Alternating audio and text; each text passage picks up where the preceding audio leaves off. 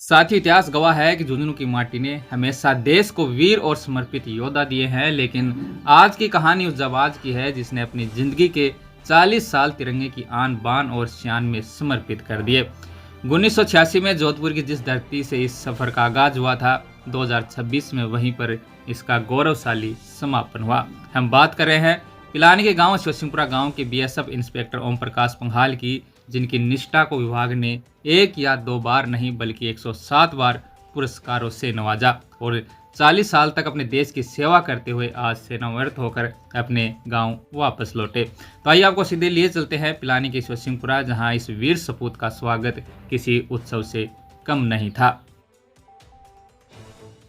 तो पिलानी का शिवसिंहपुरा गांव आज केवल एक गांव नहीं बल्कि एक विजय स्थल नजर आ रहा है। आसमान से बरसती हुई फूल मालाएं और भारत माता की जय के उद्घोष के बीच जब इंस्पेक्टर ओम प्रकाश पंघाल ने अपनी पैतृक मिट्टी पर कदम रखा तो फिजाओं में देशभक्ति का रोमांच दौड़ गया।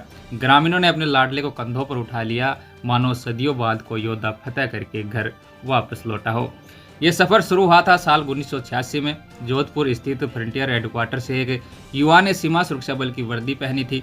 फिर शुरू हुआ कर्तव्यों का वो दौर जहाँ न दिन का पता था न रात का। सीमा सुरक्षा बल के साथ साथ उन्होंने देश के अत्यंत संवेदनशील खुफिया विभागों में अपनी सेवाएं दी। उनकी कार्यशैली में अनुशासन ऐसा था कि 40 सालों के इस लंबे अंतराल में उन्हें 107 बार पुरस्कारों से सम्मानित किया गया। यह संख्या उनकी काबिलियत और ईमानदारी का सबसे बड़ी साक्ष्य बनी।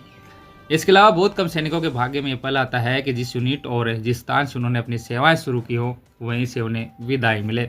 लेकिन ओम प्रकाश पंघाल ने जोधपुर से अपनी पारी की शुरुआत की थी और 30 अप्रैल 2026 को उसी स्थान से पूर्ण सैन्य सम्मान के साथ सेवानिवृत्ति प्राप्त की।